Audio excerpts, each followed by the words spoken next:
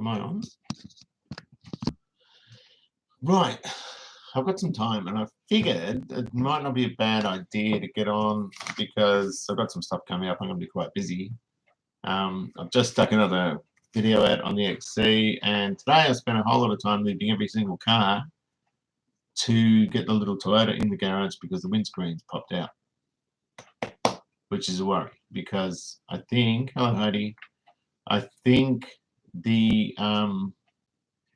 urethane primer it was using has softened the paint underneath, and yeah, I went to 7-Eleven, shut the door, and the windscreen popped up. Was that in the XC video? I can't remember if I put it in there. Anyway, the guy came out, the windscreen came straight out. G'day, how are you going? The windscreen was loose everywhere except the bottom corner, and when we took it out, or when the guy took it out, the urethane was there and the paint was stuck to the back of it. But in some areas, the edge primer is sound, but the high fill primer that is above it is actually, you can scrape up with your fingernail and it doesn't chip, it just comes off. And so I think the urethane primer that they sort of stick on, hello Jason, how are you? I'm an Aussie. Yes. I think the urethane primer that they put on before they stick the screen in has affected it. Jeff from National years ago, he used to come around and do the Nissans when I was at Nissan in the 90s, and he's clued up with old cars, and he's the guy you get if you've got a weird old car that you want a screen putting in because he's so experienced. And so hello Jim, hello Phil, he was saying to me when he did the XW screen, what's it painted in? Because he was worried about that, but that car's fine. It's just the Starley that it's affected.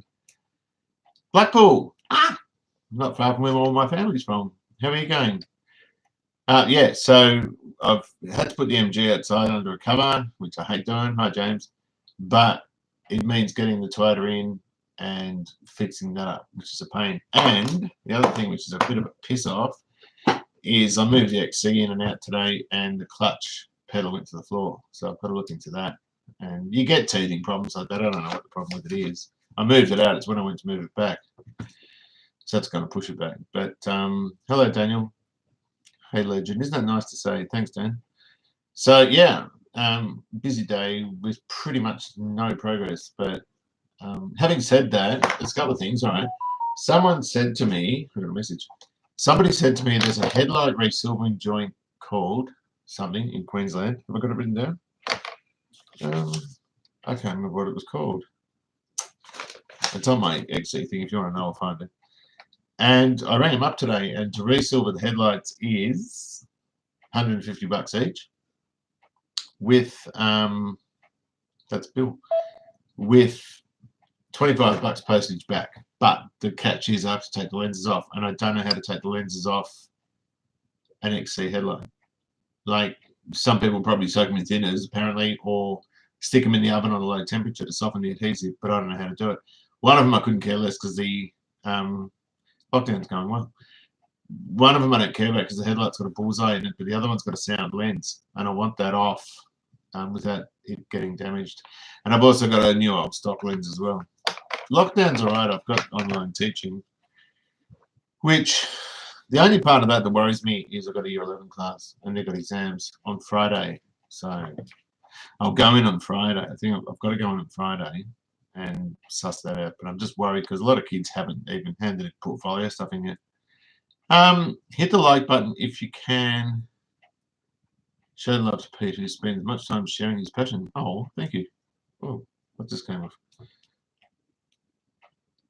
Oh, thanks very much, Lieutenant. That's cool. He found me in my recommendations and sub. I've found heaps of people like that. Keep an eye out for my resto video of my XB GT Sedan Export Execs car. Started around January 2022. Taking lots of tips from your videos. Thank you very much. Hello, Merlin. How are you? XB GT. There's a car I'd like. I actually said something in the video about matching number cars. The fact that I didn't really care about it, but on a GT Falcon, you want to have a matching number car. That wasn't in reference to that. It was more in reference to the sorts of cars that I've got. Just old bombs where I don't really care if the engine number doesn't match. So that's what we're doing. So the seat belts, I paid for the seat belts and the rear seat insulation panel, so that all comes back. I've got the trims and everything, so I can put the all the interior back together, which is really cool. How you doing? How you doing? Good content. I've been putting a CB 350F back on the road and had to split the cases because someone drilled a hole. Oh, the tension. Oh, you tapped it and put in a bolt. Thanks, Bill. You watched the video. I don't know what you mean by that. Doing good content. Oh, well, I'll take that as a compliment. Thanks, James. What actually did they do? Back in the road, you had to split the cases because someone drilled a hole both through the plunger for the chain tensioner. Ah, Derbyshire, how are you going, Ian? I'm not really sure what you mean. I'm tipping someone's drilled a hole in the case of the thing and had to fix it up. Is that what you mean? Yeah. Well, my CB350F, one of them, I've got two of those. The one that's complete, I had to get the kids to help me pull it up onto the front porch because when I put the Starley in the garage, there's a workbench at the back and the front of the MG fits underneath it. And I've had to reverse the Starley and I start to hatchback and it's sort of blunt at the back, so I can't go underneath that bench, which means I couldn't fit the motorbike in the garage when I put everything back in there. So I had to reverse it in and leave the motorcycle outside. I wasn't going to do that.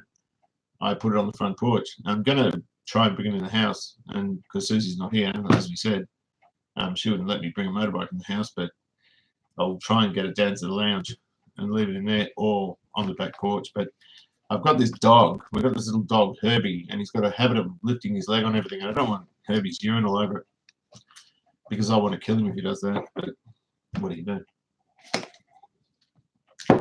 So moving full steam on the XC, it's going well. I've just got to jack it up and find out what the hell's going on with that clutch. The clutch fork was always wrong, and I had three, and I tried them all, none of them fit. And so I put this one, was a bit short, and what was I going to say? And no, I forgot what I was going to say. I was half reading this. Yes, they split the plunge into two pieces because the drill bit was, oh, God. I know what you mean, the tensioner, yeah. The chain tension. I was thinking of the chain on the, yeah, talking about the timing chain. That is a pain. That's the Achilles heel on those motors. They're great little engines, but that stupid chain tensioner could be so much easier. Just a CBS 750 type one would have worked a lot better, which is just a spring-loaded wheel. Don't know why they didn't do it. Actually, no, that's the primary chain. It's a spring-loaded wheel. The CBS 7's got a spring and a plunger that's from behind the barrel that just screws on. Much better than what the 350s and 400s have. That's a bit of a concern. The one that I got though, the motor I got for $200 on eBay, which looked absolutely trashed. It looked awful, and I pulled it apart. And the only thing bad about it really was the fact that it looked awful. The rest of it was fine. And so I ended up did I put new rings in it? I think I put new rings in it, gaskets, and put it back together. I've got to get repairs to the cylinder heads where someone's dropped it. The motor was the motor was put into a go-kart and it just looked flogged, but it's come up since it was hydroblasted and it's got new gaskets and all this stuff in it. All the gear sets were perfect. Like the engine was really perfect. It was better than the one that was in the good bike, if you know what I mean. Yeah, it's not too clever. No, that sort of stuff isn't. But the good thing about those, the only thing that's not even tricky on those, but you've got to keep an eye out for is when you pull the bottom case off, you've got your whole, there's like a jack shaft down there, which your oil pump runs off, and what else does it do? I can't remember. I think the primary drive's on one side of it. You take that gear off, and then there's a little gear at the other end. The oil pump runs off, and you take it out. You take the oil pump itself off, and then you can withdraw the shaft where the oil pump went off. But you've got to keep an eye on it for that because there's spacers and bearings and all sorts of stuff that you have to get in sequence. So just when you pull it out, just lay it all out on a bench so you don't forget how to put it back together, because I did. And then I had to look at this guy, not the guy, I had to look at this guy's video on YouTube. And he's got a good channel. He hasn't got many subs. Can't remember what his name is, American guy, a Southern American bloke. And he did a few things wrong, but on that part it was really, really good, and I could just put it back together.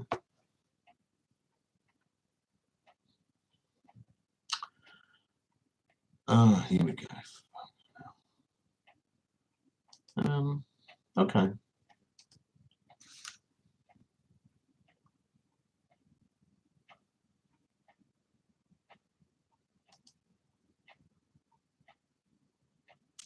Finish starting up with 323. Fit a big injector to keep it safe. Goes really well now. It would. Yeah, that's a good little project though. Getting a turbo. It's good that you got a turbo kit for it. I used to drive those things when I was at Ford. They were TX5, TX3 lasers. They had the little turbo ones there. And they were great little cars. How am I travelling? Yeah, pretty good. Pretty good. In view of what's happened, you know, that's all good. It could be a lot worse. Just watch the last two bits back to back. God, you must have been bored, right? Love seeing little details like badges and trims. Yeah, it's good fun doing that. They are pretty zippy. They're great little cars. And they're robust as well. What do you got in the way of boost? About £7. I think about £7 when they were new, when they were stock. Is yours a single camera, twin cam? Because they used to put on the lasers, the normally aspirated ones were single cams. I think the twin cam ones were turbos. I could be wrong. And they were also in Capris. The turbo Capris have the same one. I think. I mean, it's a long time ago, but I'm pretty sure that's how it was. So, you know, life's good. But I would keep that. That'd be a good little runabout. That's the only thing I thought about doing for the Starley, putting a turbo on it. And if you watch Matt Berry's got a channel on YouTube, and he's from Darwin, I think. And he puts turbos on Starlets, and he's getting 300 horsepower and stuff like this. But he's using 20 pounds of boost, and he's putting a lot of boost into them. But he just knows so much about them. He's so knowledgeable with what he does.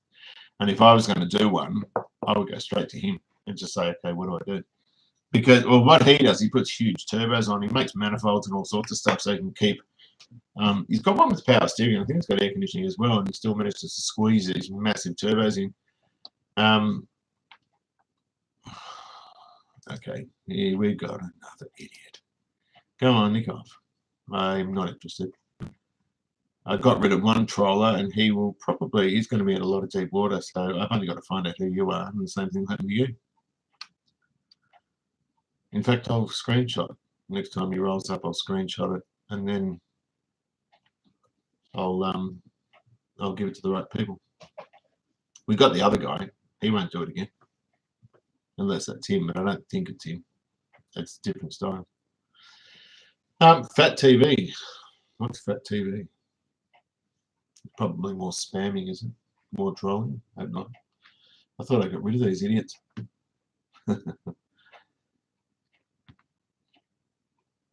7 PSI stock, but I took it for a spin just on the dump pipe, and it feels a lot more than 7. Yeah, they hit him pretty hard. I don't really want to make work as it's a 10-to-1 compression ratio, yeah.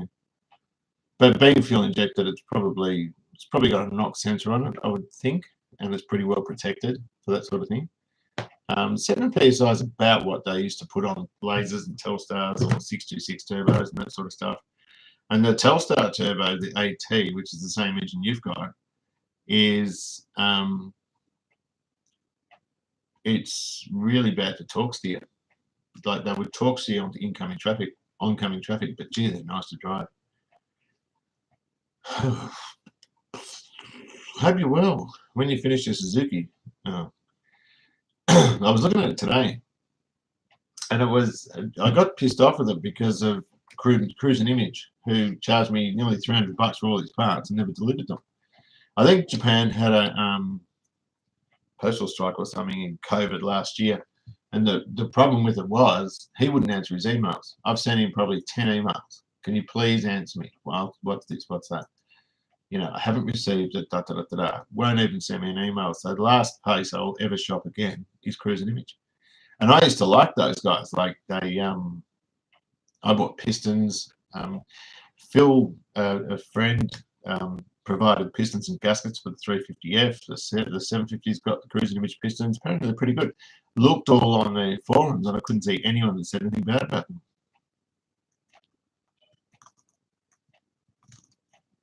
The old touch the pedal and swap 4 lanes. Yeah, they did it when they hit boost. They were really bad for torque steer. So driving normally you would never know, but this is on the Telstars. But if you didn't have your hands firmly on the wheel, it'd shoot over.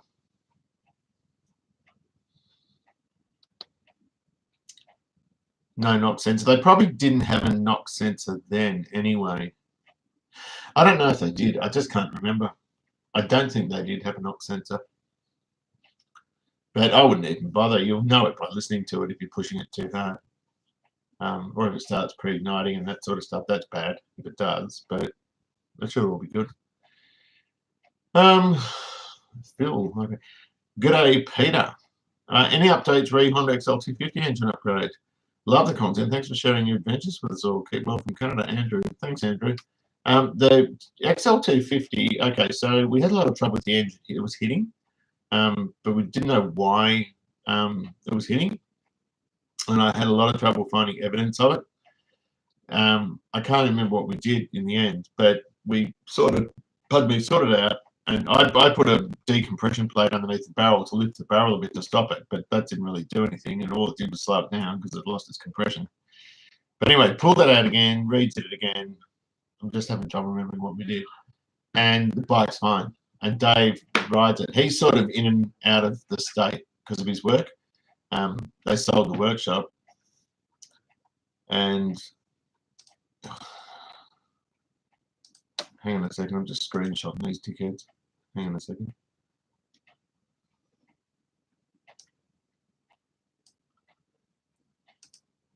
Hang on a minute, guys. And then I'll just block this guy.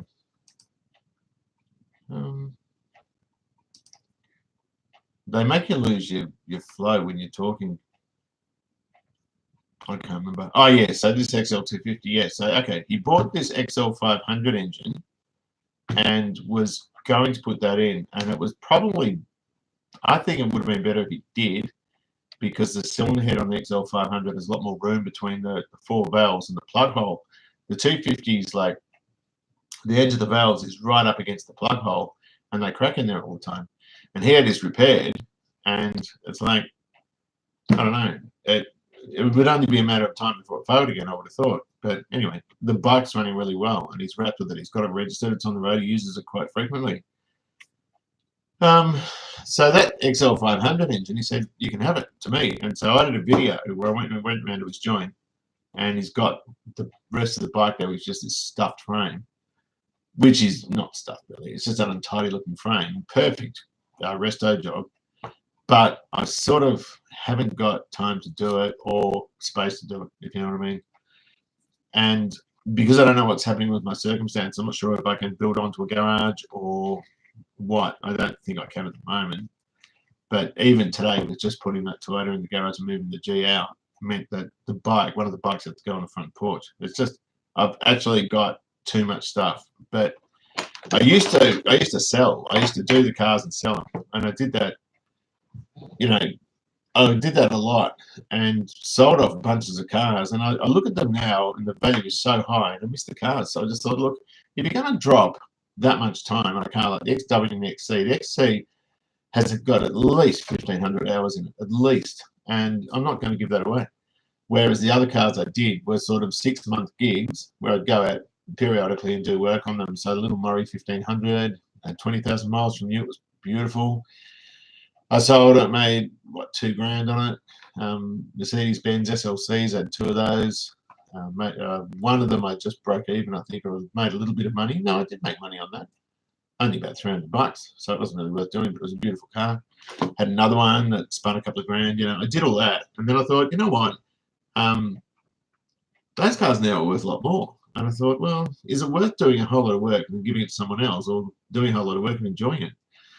So I've sort of come across the point where, particularly with things like Falcons, which have gone stupid in terms of value, and mine aren't that valuable in terms of they're not GTs, they're not factory GS manual 351s with sunroofs and all this stuff. None of my cars are like that. They're bombs, basically, that I got that I've restored, and I'm really happy with them. So, dropping that much time into a car, I'm not going to give it to someone else to have unless I'm put in a position where I actually have to. Where am I? Talks, do you want an MX-6? I would have bought that MX-6 from you. I would have bought that straight away. That's why I asked you about it. It was a two-door one with the turbo. I so want one of those. Don't know where I would have put it, but anyway. Nico from Sydney, can I ask, why did the change of career from mechanic to high school teacher? I'm a diesel mechanic by trade. Do you ever consider teaching at TAFE? TAFE guys do it hard. Okay, so if you teach VCE, okay, how do I put it? TAFE, the AQTF, I think it's called the AQTF, that look after all the TAFE colleges, audit them every couple of years. They charge the TAFE college about 20 grand an audit, and they do everything they can to close you down. They're just horrible. And the TAFEs work so hard. Those guys are worth their weight in gold. I went to TAFE at one stage when I was younger and did electronics there. Best thing I ever did, right? TAFE is worth its weight in gold, and yet it's so politicized. It's worse than the secondary thing. They don't get paid as well, and to get into being a full-time TAFE is really hard. So a lot of the time they put sessionals on. They used to have a maximum of something like 400 hours a year, which wasn't enough.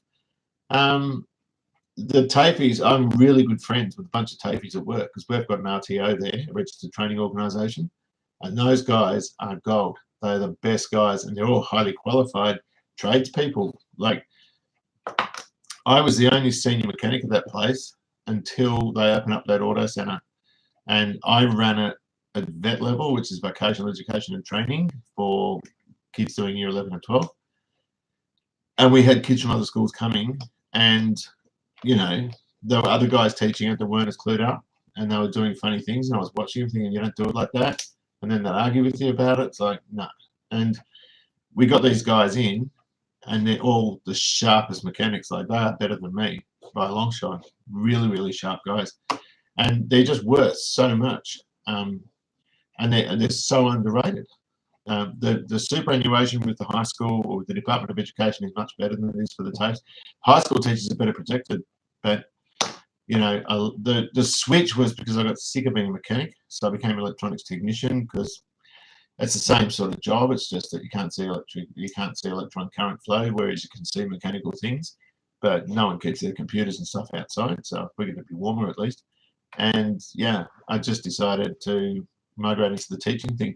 Having said that, I miss the auto trade because it was, in some ways, a lot more honest.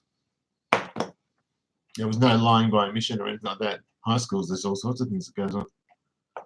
And it's really, yeah, I get very cross when I think about some of the things that have gone on that shouldn't have gone on. What happens with your mate who was doing the LTD resto? That's Jason Hill. It was a Fairlane. Jason comes and goes. Hello, Implore. How are you? He, when you see him a lot, then you don't see him for a while, kind of hibernates. He did have a lot of, he's got a business, and a bloke who owed him something like 40 grand just went under, bolted or something, and he lost a whole lot of money, and he had a really bad year. I think 2018 or 2019 was a really bad year for him. What do we got? Southwest Fronts again. How are you? Cutting back the jungle of wild roses. Listen to you, damn roses. Okay. I'm not sure what you mean, but that's cool. Did you hear about the XE ESP Fairmont gear with only 60,000 or 60 kilometers on the clock, sold for 350 grand? That's nuts. Was it the last? Oh, that could have been the last V8 car, a 302 that's in all the press photos from 1982. Was that the car? It was a 302, I think. I love how the XC went from 2-year gig and ballooned out to 6 years. It's been a year since I purchased my 75 XP wagon. It makes me feel okay for 1 year, and all I have is a half-built 302. It's fine. Oh, crap. Is this thing playing up again? My connection is unstable. Let me know if I'm breaking up. Just let me know, because this is a pain when this happens. Hello, Robert. How are you? How are you going? What do you think of the price XCs like mine will go for? Hello, Bryce. I'm not sure. I'm not sure. I haven't seen yours. Some of them are still quite reasonable. Hello, Steve. I don't know. Is this fluent? Can you understand me? Some of them are still reasonable, but they're basket cases, really. And you'd have to remind me what yours was like. But I don't really know. G'day, Pete. Got an odd question. You can free to ask me odd questions. People do. Totally understand the predicament you're in. Space is a huge issue. You need a lift in your new shed. Hopefully you get to expand the current location. I just don't want to move. I like it here, you know. What was the stuff on top of the shock towers that looks like bog? Which car? The XC? I don't know what you mean. Mine have disappeared. The stuff on top of the shock towers. Was it a factory sealer around the edge of them? Hi, Andy. How are you?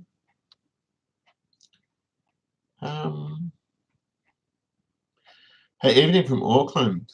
Hope everything is going well there. Yeah, we're in lockdown again. I don't mind the lockdown. Oh, look, okay, that's a bad thing to say. Lockdown is terrible, but I make the best of it. I'm kind of all right with it because I know my mother's more protected in the aged care village, and also, I mean, I've got enough to do here. I'm online teaching. I've got to go into work actually on Friday. I was doing more filming today on my studio. That's my YouTube studio right there. A phone without a SIM card. Dave, thanks. Got $20. Thank you. I need $20 too. I tell you what, I'm broke at the moment. Susie's car had to have a new computer and a whole lot of stuff done to it. It's a Commodore we bought brand new, cost me $2,000. I had to borrow some money off my daughter. How sad's that? So yeah, the lockdown's pretty awful, but for me, I always thrive in it. I never have a problem with lockdown. I got my children here. It's like my wife's not, and I'm sad about that. But you know, the kids are. They remind me of it. You ever think about restoring a Holden? Yeah, I want one. I want an LJ or an LC Torana, big time. I need one. I don't need one, but I just really want one. I really want one.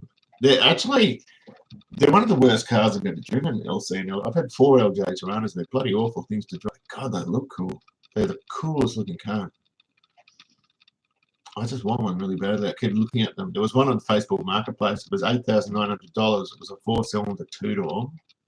And I thought, okay, I'd want a 6, but SR20. SR20 in a 4-cylinder Torana would be a bag of fun. Yeah, I'd love a Holden. I've had stacks of Holdens. It's just when I started YouTube, I had Eurocars before that too, a couple of Mercs and all that sort of stuff. And then it's like I got YouTube and then sold the Galaxy the following year and sold the Mercs, and I had a Morris and all sorts of stuff. And then I've just had Fords pretty much since. So everyone thinks I'm a Ford guy, but I'm not. I'm just, I love cars. I don't care what the car is. Well, there's some I don't like much, but it's pretty rare. Thank you, Mark. Everything's fine here. The live is working good. What's the price for any good XC Falcon? Well, good 6-cylinder one can still be 20 grand. There's a GXL 351, a mint one. It's better than mine for 63. But then it's an auto, but it's all original. Was that on Shannon's? I can't remember.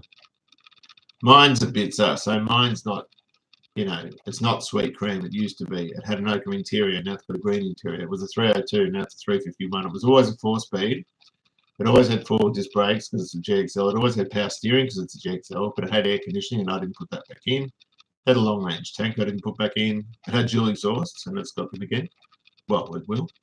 It's got the right bumper for it. Thank you, Grotty Gold.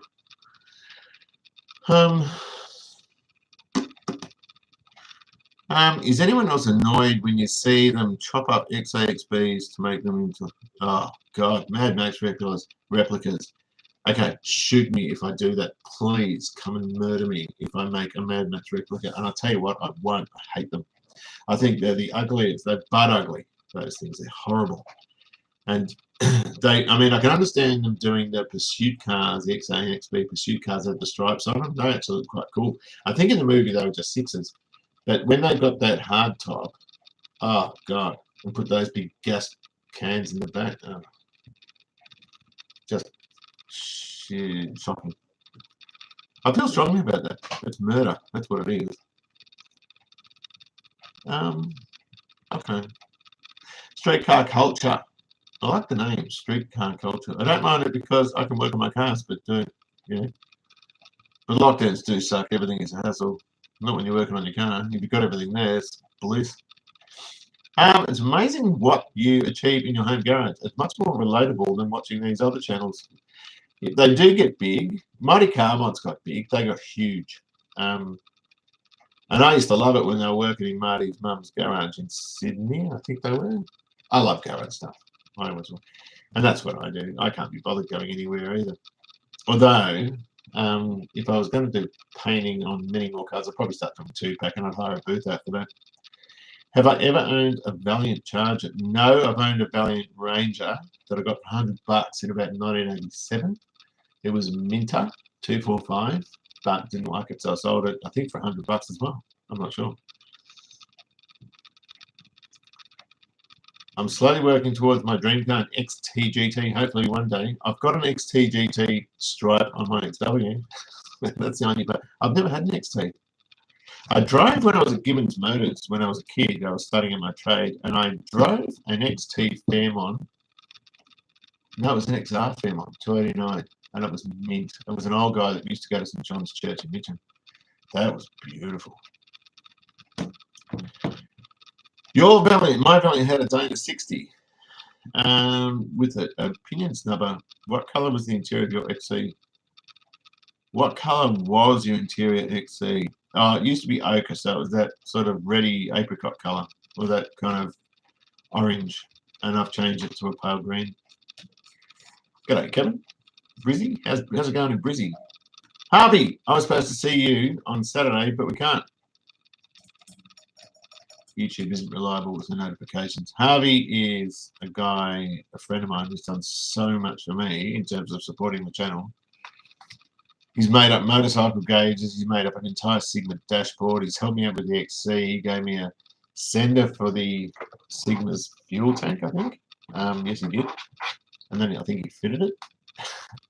And just advice after advice, and helps me with everything. I need to give you all my cars. That would be a pleasure, but I wouldn't have a clue what I'd do with them. You know which one I want, though. That's up to your father. You should see dirty looks my friends give me when I show them that I'm going to put a Landau front end on my wagon. You can do that. That's just a bolt-on thing. There's nothing wrong with doing that. Hello, Reese. How are you? Landau front's a bolt-on thing. I bolted a brand new. I had a VL Berliner, and I got brand new Calais stuff, the motor, the headlight flaps, everything. Bolted that on a Berliner and then changed it to a complete Calais-looking car, except it was manual. G'day, Pete. Plenty of bits of XCGXLs about. Everyone with a Fairmont is saying everyone with a Fairmont selling seems to think they're all the same. So, yeah, I've seen cars falsely advertised. Some people think GXLs you could have round headlights or square, which was not true. The Fairmont GXL was based on the Fairmont, which is what the GT Falcon was based on. That was always based on Fairmonts, not Falcons. But the GXL was sort of the go-between, or the go-between between the Falcon GT and the Fairmont Gear. It was advertised, I think you can have the GT Power Pack option, but the standard engine of the GXL was a 6. What cars do I have? I've got the XW, I've got an XC, I've got an XD, I've got an MG, a U13 Bluebird, GH Sigma, VA Commodore. Is that 8? I think I got 8. Hang on, we've got a few here. Then we've got another VA Commodore, which is Susie's. We've got a Lawrence car and Charlie's car. Yeah, 11. There's 11 cars here. Susie still hasn't picked her car up. I think there's another one. I've forgotten one, I'm sure. I understand it's not hard. I just think they don't like pop-up headlights and so on. But I think they look pretty unique. They do. Just seen your new video, doing a good job. Thank you very much. Can you recommend anyone to help me get my ZC Fairlane running? I have a factory Moorabbin and it's sitting there waiting to come to life. It shouldn't be it shouldn't be hard to get that going. If you've got air, which if you're breathing and still vertical, you know there's air there. If fuel's getting in, you take the air cleaner lid off, and if it's squirting in there and if there's spark, it should kick into life. I don't know why it's not.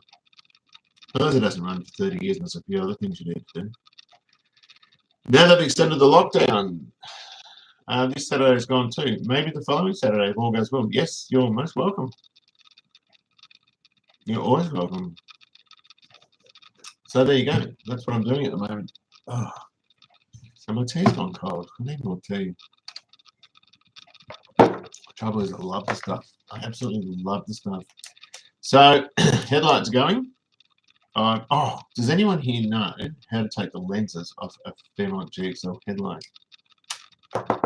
They're bonded. I've got to get onto the forums and see if I can figure it out, because I don't care if I break one, but I can't break the other one. I've got a new old stock lens from Andy Brook, and I'm going to I want to send the headlights off this week, so that the only thing left that I need, and I asked John from Old School. John from Old School's a legend. He comes on here every now and then. He's helped me with a stack of parts over the years. Somebody else said put it in the oven. Someone else said that, and it softens the adhesive. But what temperature do you put it in at? Like, you wouldn't stick it on 250 to fry the things, but would you put it on like 80 degrees or something? Oh, yeah. With the Gemini TD headlights, bonded, they have put them in the oven to heat them up. Yeah, I've heard this before. Someone said you throw it in a thing of thinner, and these other guys reckon you just chuck them in the oven. Yeah. Slowly with a heat gun. I reckon that Meatball Garage. How are you, buddy? This guy has got two beautiful cars. Is that you, Meatball Garage? You got like a 2XW. He's got a GT and worked over 351. Is that you? I'm not sure. 80 would have to be safe, wouldn't it? Because a car sitting out in a 45-degree heat, which certainly the headlights would have to get to 80 degrees. 120 for 20 minutes until golden brown, then lightly seasoned, serve on a fresh bed of rice. Yeah, you could try that. Meatball Garage, yeah. Watch Meatball Garage's channel. This guy's got some seriously nice kit. I love your channel, mate. I watch it. I don't watch as much YouTube as I used to. So if I'm watching YouTube, it means I haven't got the bits I need to do the stuff I want. Oh, it's the GT your dad's. So your XW is a Clevo, is that right? Did you build it, or did you get it like that? So the GT, that GT is superannuation. I would love to get one of those. I just want one because I've never had a GT. My brother had one, but I've never had one. I've only had bombs. Yeah. Have a look at it, Jason. Jason's from Streetcar Culture. And the thing I like about your channel, Jason, is you don't give it rats. You just buy anything. I love that. Maybe that's not supposed to be an insult, but the guy was road testing a 164 Volvo. I thought, that's my kind of guy. They are the oddest car. The engine's a 3-litre, and they're like 15 feet long and about an inch wide. They're really skinny looking things. Actually, it was manual. They got Bosch D-Tetronic injection, I think. Like the old Mercs had before they had CIS, and they're just, I love stuff like that. Yeah. So have a look at Jason's channel, which is Streetcar Culture, and he likes his JDM, but he likes a lot of other stuff too, and I kind of dig that. He got it for a bloody steal, did he? Okay, look at this. My brother, I remember this, 1979, the only experience I've ever had with a GTHA Phase 2. Parked in our driveway in Park Orchards, right? I'm 14. My brother was 19 and he just bought an XB GT and it hammered. It was a top-loader sunroof car. Anyway, so it must have been the big port one. His friend, was his friend or his friend's dad, had a diamond white, which is that really pale white, really pale blue, Phase 2 HO, and he bought it round. It was $4,400, and my dad had a fit because that was just after, or that was not just after, but the Evan Green thing with the supercar scare. that seemed to stick in people's minds. And this Hoey was a phase 2, was $4,400, and he came around to John. He said, "Look, I just want to unload it. Do you want it?" What would that bastard be worth now? What would you pay for a phase 2 HO? 250 grand or more? A lot of money. That's if you would have lived through the experiences. Apparently it hammered. And a lot of people say the phase 2 is better than the phase 3 in some ways. I know that poor chap who died, the guy that got cancer, he was really good and he was into his GTs and he had a restoration garage in Melbourne somewhere. What was the guy's name? And they buried him. And he left 2 little kids behind. It was really sad. And he had a phase 2 and he often said the phase 2 is better than phase 3. Got it for a steal. Yeah, he's probably had it for a long time. Have you ever raced quarter mile? No, I haven't. I always got told I needed to because when I was a kid, I said, this car will do it 14.5 or whatever. Take it down a corner. Gibbo used to say, go down a corner. They were always going with me. I never did it though.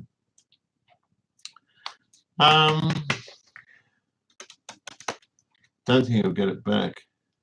No, you hang on to that. Dad said the Toronto's yours. Are you kidding me? Get Phil on here and I'll pay you a visit. Oh, I can't get up there. It's lockdown. Ask him what he wants for it. I don't reckon he said that. I reckon you're feeding me a line because your dad gets sick and tired of people pestering him for his cars. See what he says.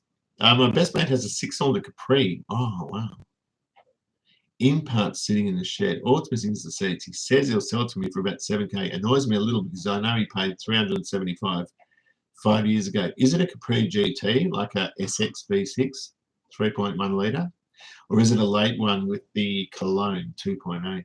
I love those. The Professionals. Remember that? Remember the Professionals with Bodie and Doyle had their Capris? They were just horn cars. Yeah, it was a rare 164 TE. Yes, that's a fuel-injected one. I bought it from an old lady in Brighton. Sitting on the street, left it on. I got it for a steal with Reg. Have you still got that car? They're rare. I used to see them every now and then. But in fact, when I was with White Horse Motors, we had Volvo and JRA, which was Jag Rover. I was a mechanic, and I drove a 164 with a manual, and it flew. It was really good. And then I picked up from Volvrec a 145 wagon. Well, that's what a 145 is, with books, mint. It was like an early 70s one for $400. No, the Toronto's mine free. You're feeding me a line. This that would be a hell of a coup if I could get that car. But you've got to get your father to call me. You've got my mobile number. Get your dad to call me. And I couldn't take it for free anyway. I'd have to offer your dad something. Oh, it's the GT, the Capri GT. Yeah, look, he wants $7,000 and he paid $375. So John at Old School had, I can't say the figures, he had a Sunroof XB hardtop 351. He sold it, I think 5 years ago, he said, and he got, at the time, all right money. It was in the teens. Now what's it worth? And the guy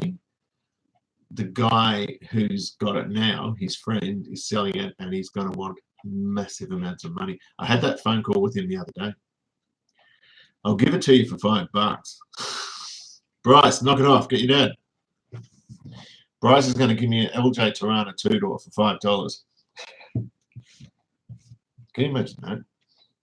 I'll tell you what, if I did get that car, it would never get sold. I really want one. I've had 4 LJs and I want another one, and I wouldn't sell it. Who's my friend with the highest? That was Dave Raymakers. So are you talking about that camper I had here? He sold it, which is a pity.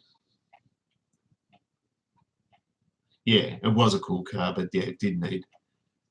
I think you were driving around with your wife or something. You went around the block somewhere in it. Is that the car? Yeah, that was a Volvo. And I thought, gee, she's really tolerant. What a nice lady. Because I did the Sigma up and finished it. And I said to Susie, I'll take you out to lunch. And she goes, what in this shit? But she was kind of joking, you know. but she wouldn't get in a car. I took Alana out in the XW when I first got it, and she kept the back seat wasn't secured properly. I don't even think there were seatbelts in it. And I'm sticking my daughter in the back, and I'd go around a roundabout, and she smacked her head into the seat pillar. And I said to her when I did the car up, and I went around the block again, I said, "Do you remember going in this corner?" She goes, "How could I forget?" But Jason took his wife out in this 164 Volvo. I was like, "Wow, she's good. She's good." Had a great uncle that worked at the Ford dealership in Cootamundra, and got to take a showroom XYHO Phase 3 home for the weekend to show it around town. Dad said it was the first time he saw 100 miles an hour, was it?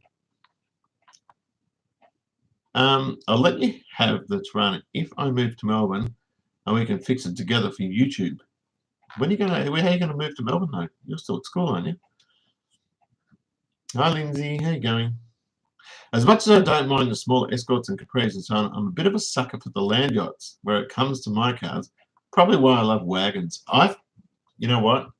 I would never have bought a wagon when I was young, and I love them now. E.H. Holden, the wagon's just so much nicer than the sedan, I reckon. My Commodore, the VEs, I bought that. I first saw a wagon at the 2008 Motor Show, or 2007 Motor Show or something. No, it must have been 2006 or 7, because then they bought the wagon out, I think, in 2008, and I was there with my brother, and I said, "I'm going to buy one." And he knew I meant it, so I did. In 2010, I bought one. I've been through some dragons, mate. Finally got a keeper. She always pushes and supports this YouTube endeavor. Good on you. You've been through some dragons. I hope they're not watching. Yeah, no, she was sweet. I thought, that's a nice girl. She's putting up with your auto bullshit. And I mean, and Susie used to with me too. She was pretty good. I did the horse shows with her because she wouldn't drive the float. And I used to drag her horses around with that XD, and then she used to do the car things, and it was really good. 100 miles an hour. He said it scared him bad. I got a friend that took my brown XD out to an indicated 195 kilometers an hour on the Calder freeway in the dark. I'm not going to tell you who the friend was. Tell you what, that was horrible. Gibbo! John, right, need to talk to you. Okay, first thing, a kid on here has offered me an LJ two-door for $5, right? Don't expect you to believe that, but he said it's a goer. The catch-up thing, I got your message. We're supposed to go out for dinner, which is great. I'd love to, and I just forgot to call you back. I've just been preoccupied. Susan's moved out. I didn't tell you that, I don't think. Craig might have, I'm not sure. But yeah, I want to see you guys. We've got this freaking lockdown again, but I haven't forgotten. I know in January we were supposed to catch up, and that was when Mum was really sick. We thought she was going to die, but she didn't. She's still around. So yes, I'm sorry, John. I haven't forgotten. In fact, I've been talking about you tonight, about when I was younger working for your dad. It's so nice to see you, John. Tell me how everyone's going. I haven't seen anybody. I haven't even called Shane. My dad always told me coupes are for guys who have no friends. I never had coupes. I've got one now, a Starlet. Oh, Gibbo, another thing, my Starly. Okay, I've got to tell you this. Everyone else, please just put up with this. Okay, so I painted the car. I don't know if you've ever heard of this, because I haven't. I painted the car in acrylic, which is, I know you shouldn't do that, but I did anyway. And I painted it, I think in April last year. All went off. So around the windscreen aperture, it was etched, it was primed, colour and clear. And the other day, yesterday or the day before, I think it was yesterday, I went to 7-Eleven, got out of the car, right? When I got back in, I had coffees and stuff with me for the kids.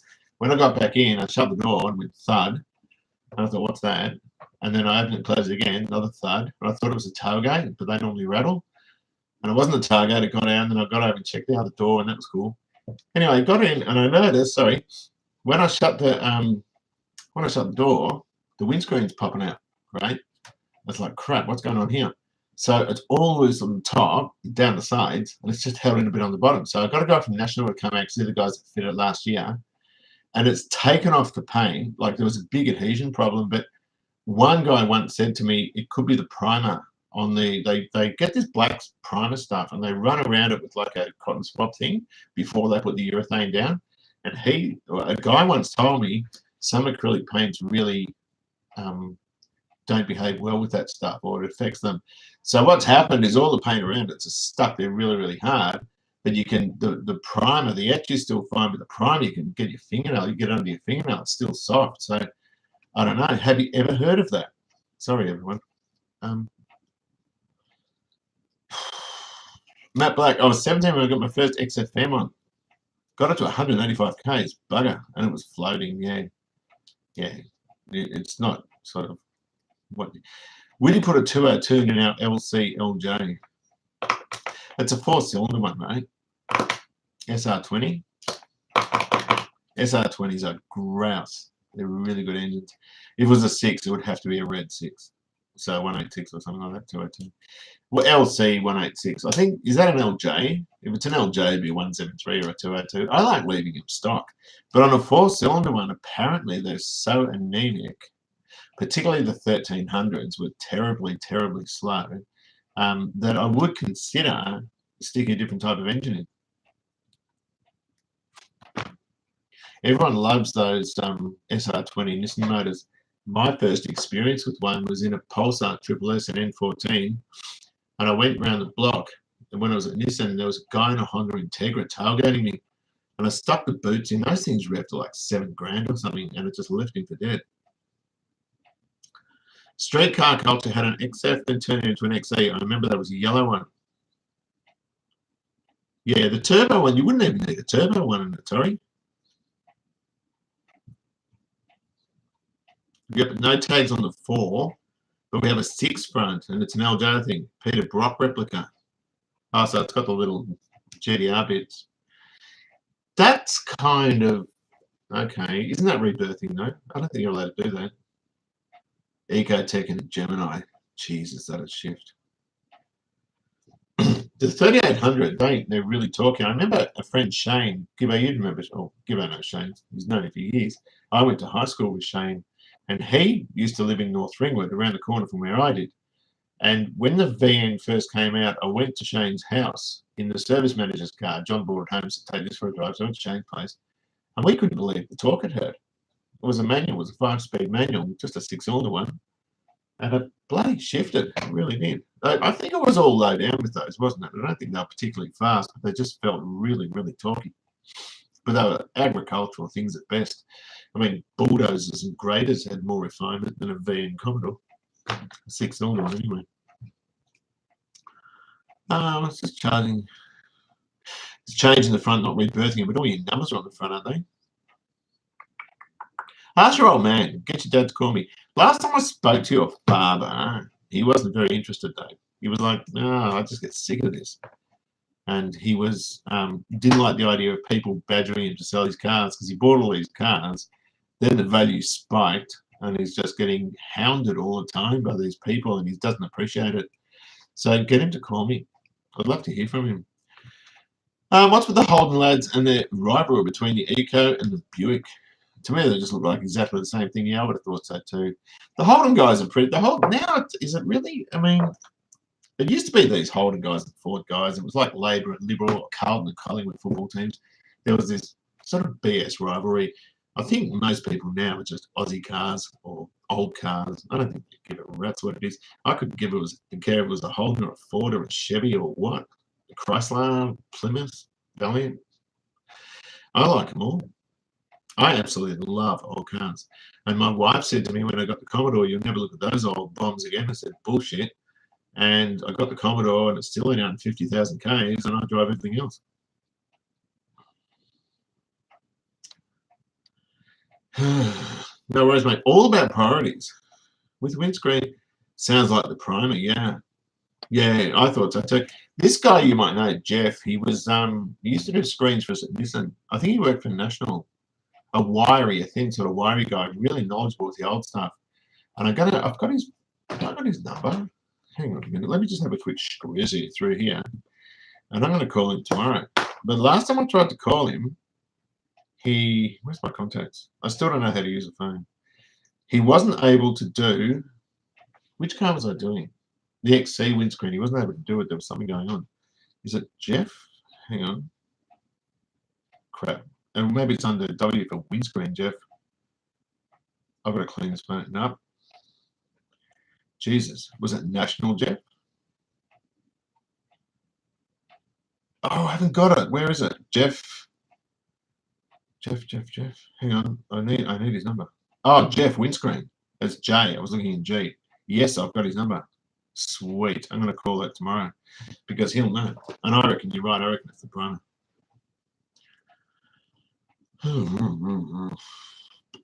Where was I up to?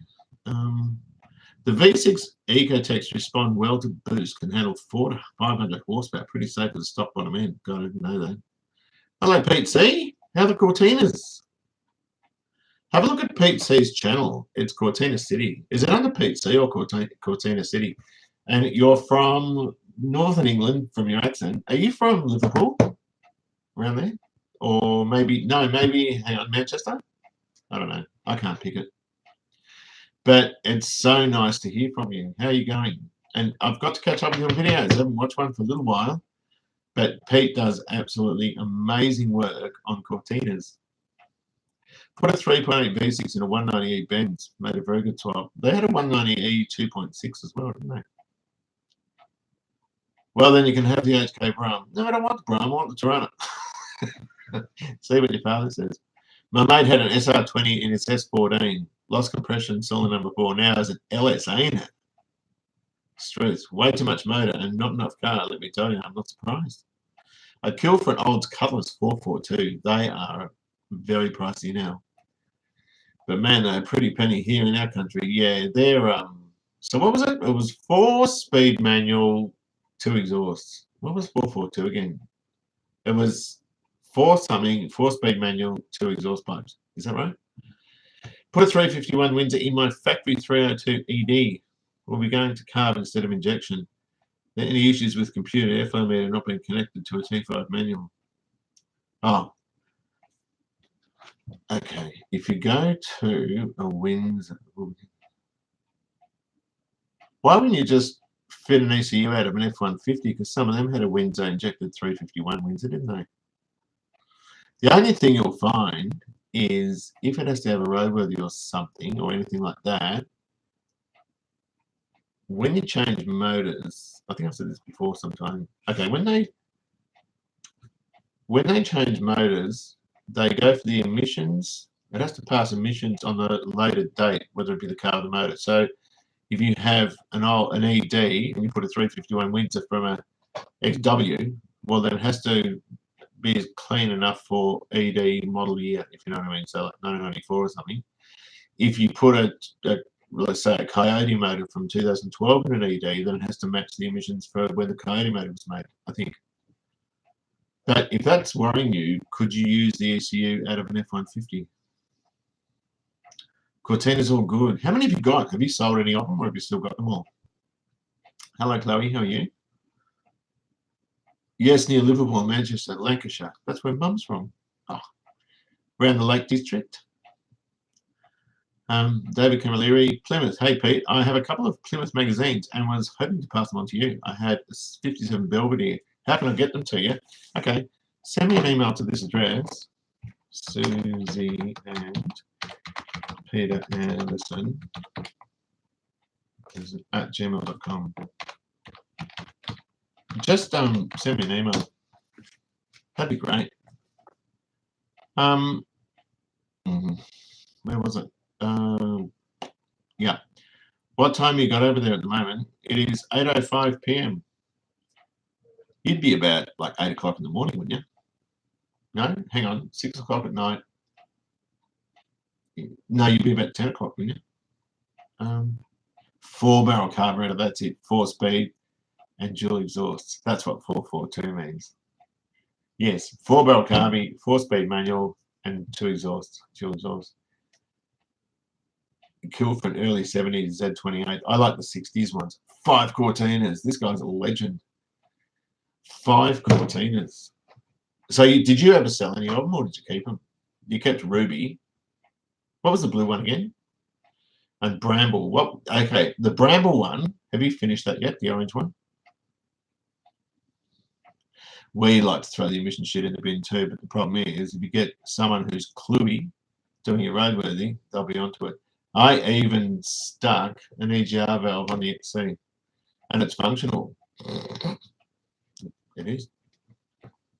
Hello, Wes. How are you today? Fib. What's fib? Hello, Goldberg. How are you today? 11 a.m. Oh, okay. Saw online LJ with the back swapped in New Zealand with the Viva wagon to be factory LJ6 wagon. John Gibbo, if you're still here, do you remember near Shane Swampy? That was it, Swampy.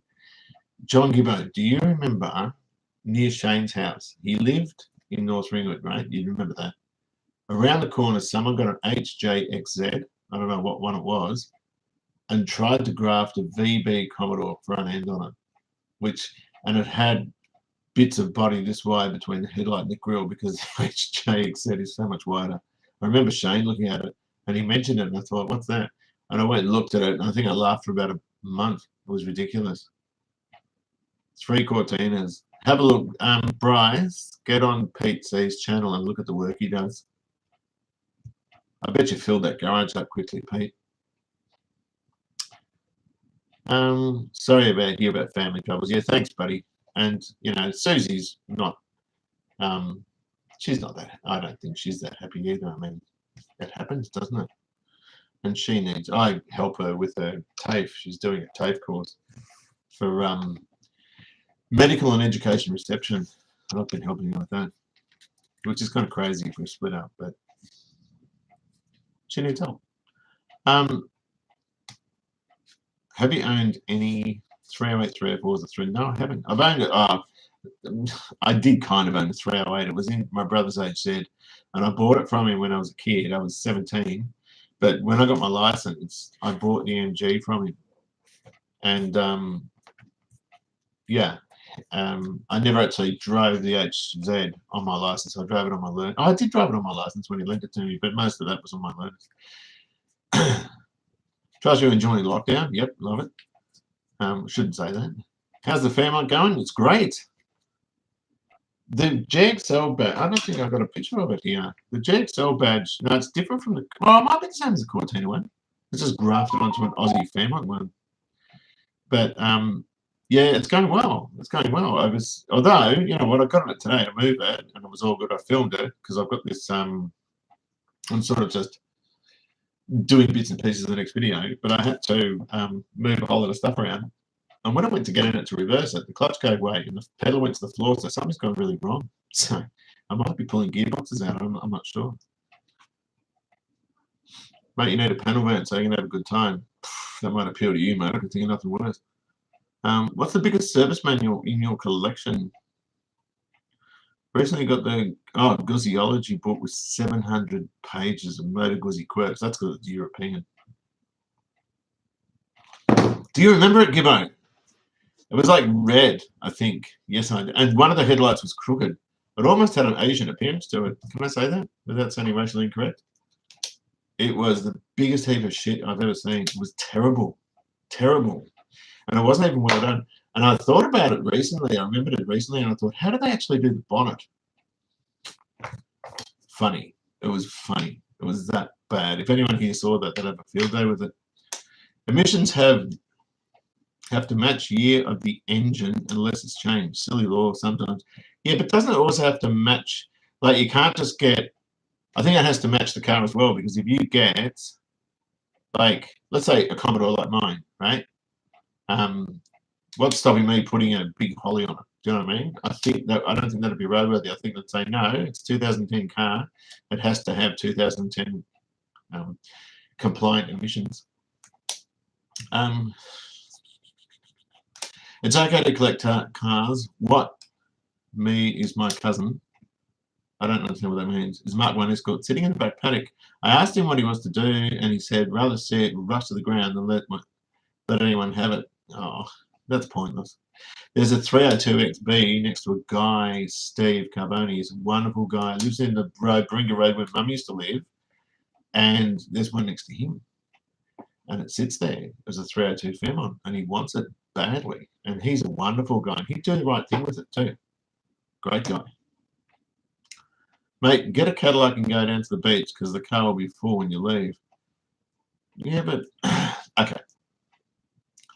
I was in a little MG with my niece, and she was about 16 at the time, long blonde hair, and I was in Ferntree Gully sitting at the Baronia red lights, and a guy rocks up in like a Ponte, I think, convertible, and he had dyed hair, and he was chewing gum, and he had a younger chick next to him, and I said, how crap does it look? That guy's midlife crisis. He's got dyed hair, he's sitting in a convertible with a younger chick, and then I thought, hang on, I've got a rinse in my hair, I'm sitting with someone even younger in a convertible car, and then I shut up. And it wasn't a midlife crisis thing, it was a niece. What would you recommend replacing an FMX with, C4 or C6? C4 all day, every day. It depends on how much horsepower you want. C6 is robust, but they use a lot more power, twice the power to run them. And a C4, they're good for about up to 400-ish horsepower. The Achilles heel in them is the planetary set. It's a triple planetary or a triple geared planetary. A lot of those guys, transmission builders, change them out for the 4-pinion ones. But, you know, unless you're going to be absolutely hammering it, I would go to C4 all day, every day. And they're light. They're just grouse. I love them. I've got 2 of them. Check out the Falstang. The Falstang. Hey, can you do any road trip car abandoned videos? Well, this is where Bryce comes in. But I don't know how his dad would like it if someone went up there and shot a film. You should do that, Bryce. Ask your dad if you're allowed to shoot a film. But we don't see that many here. You found a Cortina. Okay, so Pete C finds this Cortina. I don't know how he knew it was there. And it was in this makeshift shack covered in blackberries. I think that was your channel, wasn't it? And you couldn't even see the car. And he pulls over. And I think there was even like a typical English brick wall or rock wall sort of thing that was behind that. Was that you? I'm sure it was you. And it was this Cortina. Must have been you. And it was in this little shack. And you kind of pried things off and had a look in. And that's really interesting, that stuff. I love that stuff. Liam, how are you, buddy? Liam Scanlon is the gent who's shot me a lot of parts, dashboard parts, and the steering wheel hub. I've got to get the steering wheel covered in that car because your hub looks so much better than the rest of the dash, really. XA looks great. Don't worry about taking 6 years to finish it. You've been restoring your Miner now for 21 years and it's still not finished. Have you got the wood kit? I asked you about that and I can't remember what your answer was. My friend's panel van has no window, so it's good for all activities. Yeah, but at my age, I couldn't be bothered doing any of that. I'd sooner just tinker with the car. C10 stage 2 got 400k out of it.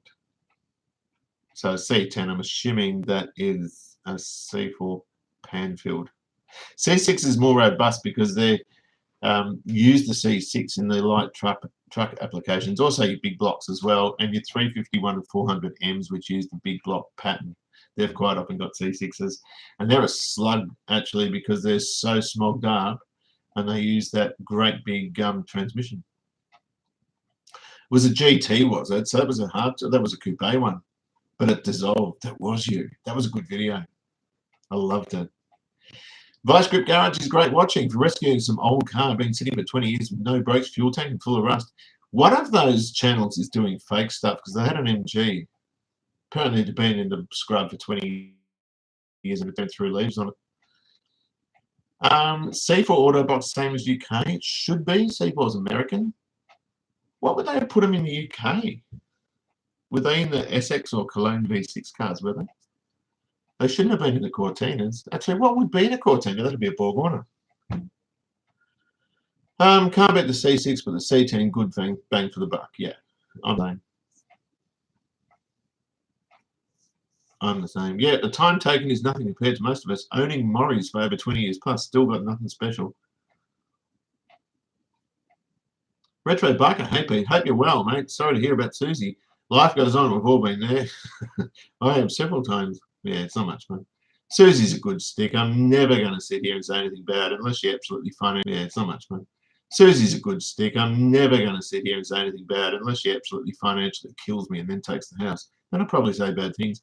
But I'll tell you what, she's a good stick. She's not been having fun, and I'm doing what I can to make it easier for her too. Mate, take my Barnfind ZF Ford 351 car. It's all original. The K code. Those are the sorts of things you hang on to. Borg 35s, yep.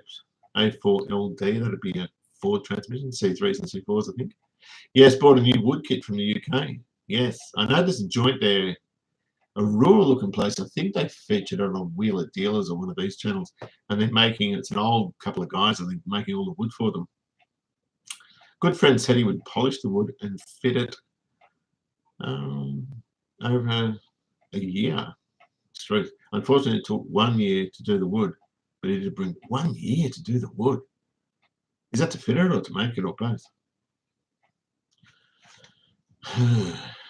Have to love the Edsel at Dean. Oh, yeah.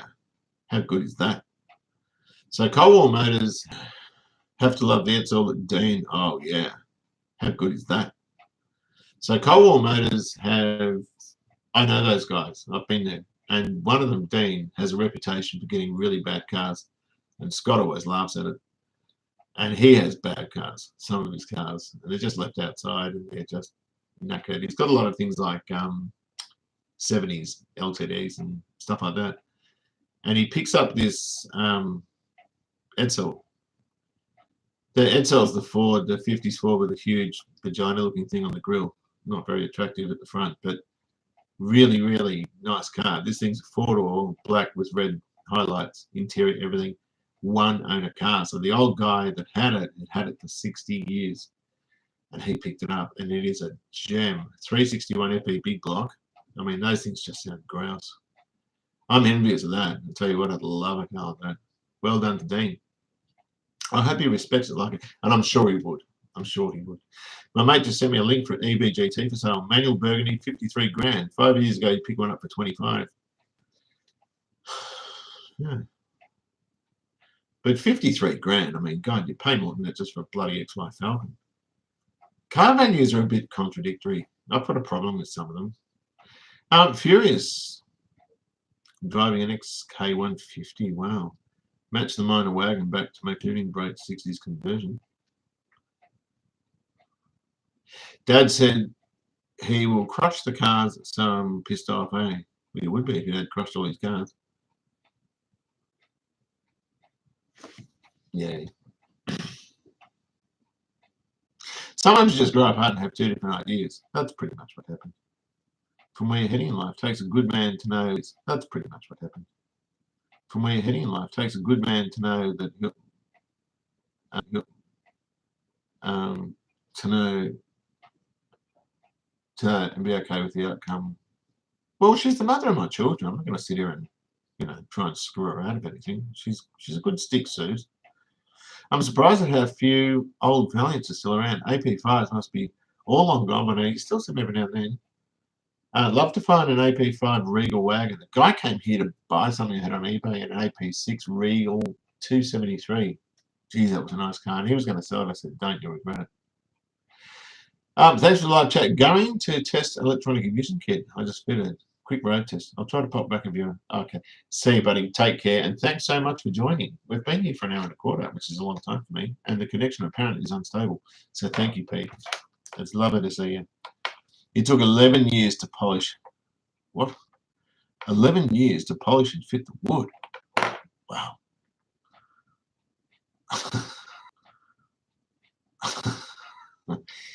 Dean's Fords, floor delete church wagons. The Edsel's a win. The Edsel's a huge win.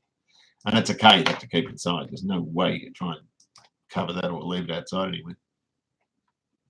But Dean's actually, all of those blokes are very, very smart guys. When you see them mucking around, you don't think it until you meet them, and they're all very switched on. A lot of it's, they're kind of really upstanding fellas. And they've all got good jobs. Jim's an engineer. Scott was a draftsman, I think.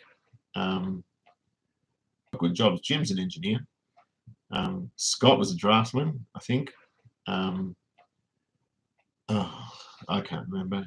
I can't remember what Andy does, but they're all like got good jobs. Dean's got a good job too.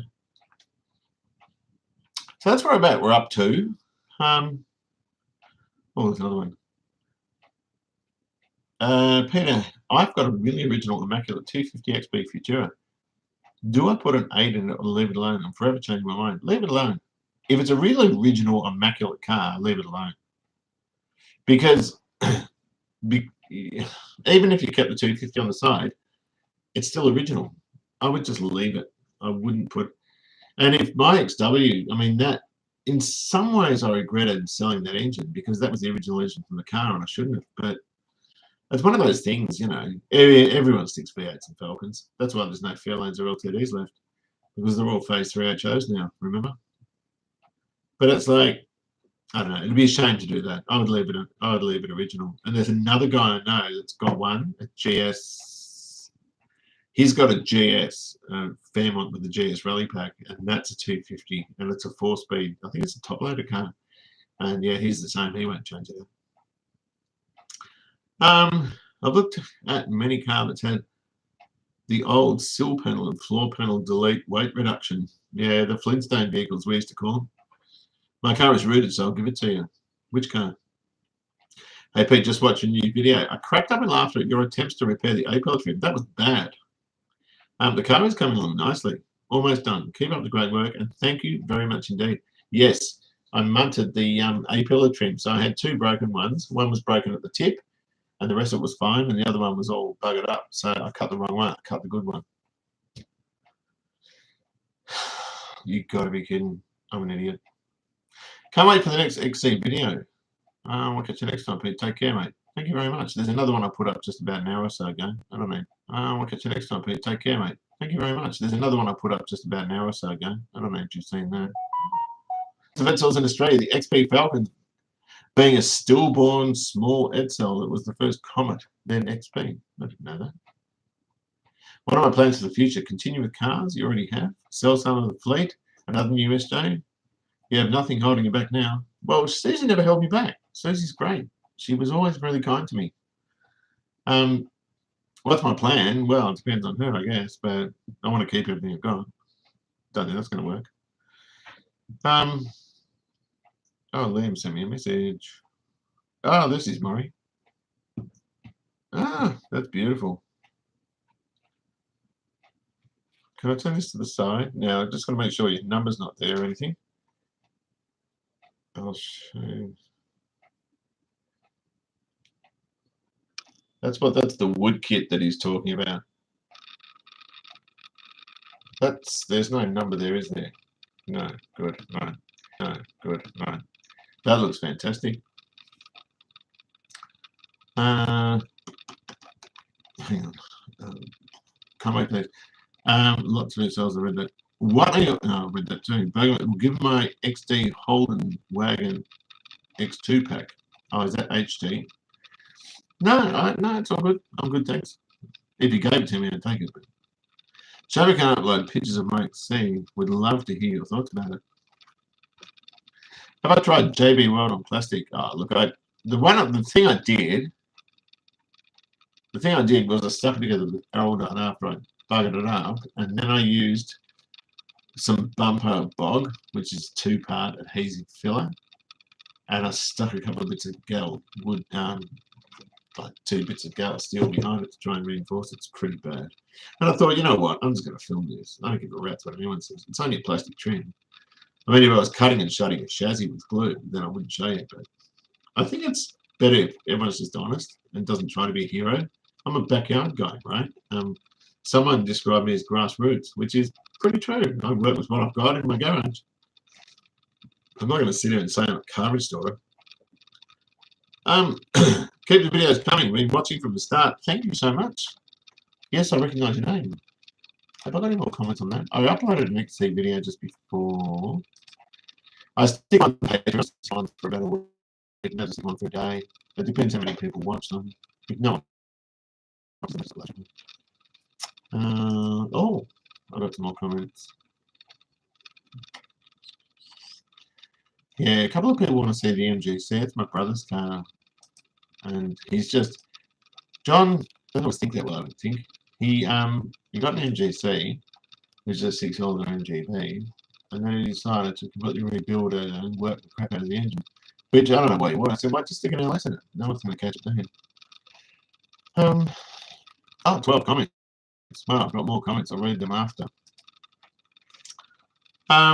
You can restore my Pops EH. Will you stop this? Right? He keeps dangling carrots, this kid. Where am I going? What am I doing? High-Tech Kit videos. Okay. You can restore my Pops EH wagon. He owned since the 60s. Keep it. It's yours.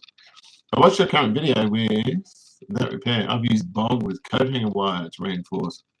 It was still good. It was a grill repair. A lot of people, I used bog on a steering wheel once, but it was all crazy. It was terrible, so I ended up just throwing it out and going with Araldite because that's what I heard that steering wheel restoration place was using. They talk about 2-part epoxy, which is Araldite.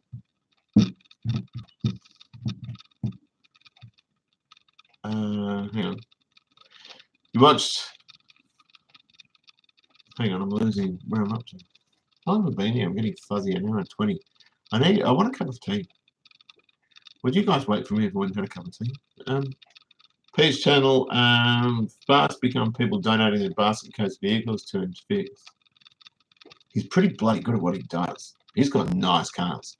And he's got a good painter in his back pocket somewhere too. Mine, I mean, I just do my stuff myself, but his car's better than mine. Well, I remember you telling us that if you bought one more car, Susie would kill you. So there's that. But a car giveaway like Bluebird might fund other projects. A lot of American projects. A lot of Americans do giveaways. Yeah, they can afford to. There's one, raking, still waiting for merch. Yeah, I haven't done that. The American guys, there's guys who give money away. There's a channel. It's like they'll buy 12 cars and open up a car yard and just give the cars away for $1 and stuff like that. It's like, I watch that. It's like, wow, imagine having that much money. You'd write it off on tax too. It's a good idea. What's Cigar? Was that Sugaroo? I've used it in my Commodore. It's worked perfectly. I don't know about a lot of the products with plastic. Normally with plastic, it's going to a new part. But still got the MG. I moved it today. G'day, Peter from Brett. How are you, Brett? Nice to see you. How's your brother's motor coming along? It's stationary, but it's a beautiful car, so hopefully finish it soon. So what's your view on the Japanese-made cars? I love them. I think I'll just read next. Broken Bloke's nose must be 4 foot long. He's actually telling the truth. He's got a lot of stuff, or his dad's got a lot of stuff. I love JDM. I absolutely love it. Some of the cars I don't. The Japanese seem to do, Nissan particularly, seem to do funny things. They bring out a couple of good models, then they come out with a cube. It's like, what? Just blow it up, please. But I love Japanese cars. I like how neatly they're put together. I like how they don't leak oil. I like how they drive and how they start and everything. They're just fantastic. Been watching since the XW. Love the NF Fairlane vids, as I've had 2 E-series. Hope you're all well. How's Rosie's rock? She's still got the rock on the bedroom floor, which is pain in it because I stubbed my toe on it. More 351 noise, please. Yes, there was some 351 noise shot today until the clutch pedal went straight to the floor. So I've done something wrong. Yorkshire tea. You drink any other? Well, I still drink my Yorkshire. A guy came here. I can't remember his name. A lovely bloke who gave me a box of Anderson's tea. And I haven't tried it yet. I feel awful about that, but I've got it on a shelf. I look at it. How do you feel about the demise of the Aussie car industry? I hate it. Have you got a feeling? I've got a feeling interesting cars from the Gen Z crowd is going to drop off because there's nothing cool available for them cheap. I wouldn't have thought those guys would like the Japanese stuff anyway. Anyone looking for a BG Valiant wagon? Time to quit mine. 245 3-speed, pretty tidy. Hopefully someone finds that. That's a nice car. How are you handling the lockdown where you are? I'm handling it very well. I'm doing online teaching and I enjoy doing that. Please go have a cup of tea. We'll wait because we won't.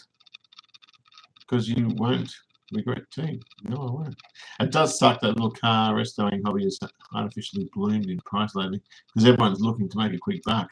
Yeah, and they're parts vendors too. There's a guy, I hate him, and he annoys me, and he sells Ford parts for much more than they're worth. And it's people like that that drive the price up that just want to make more money. He had a GXL interior. I was looking for an interior for mine before I got Jason to do mine. This thing looked like it had been dragged through about 14. Oh, it was just looked like it had been dragged through a swamp. It was terrible. And he had like $600 on it. I thought you can have some of those. I just get sick of that. I'm sick of people doing that. They're crap. Give them away. Or $100. You know, that's what I would do. In fact, I'd probably just give them away. Hi, Peter. I'm just starting out my first job, and my dad wants me to fix up a Mark 1 GT and a Mark 2 GT Cortina. Where's Pete C when you want him? I would also like to restore my XA Falcon. How can I restore these three on a budget? The best way to do it, you'll need a budget, but the best way is the more stuff you can do yourself, the better. So if you can show, if you know how to MIG weld, right? And if you don't know how to MIG weld, which I did not that long ago, get a MIG welder and just start practicing. And things like 1mm sheet stock, which is what they use for panels, is actually easier than doing these fancy welds with thick material. The sheet stock, you're just going down it, cooling it off as you go, and you'll master it. But if you can do that, that's where your saving will be, particularly body stuff. And sometimes, you know, if you want to try your skills out, but you don't want to try because they're quite high-dollar cars, Mark 1 and Mark 2 Cortinas.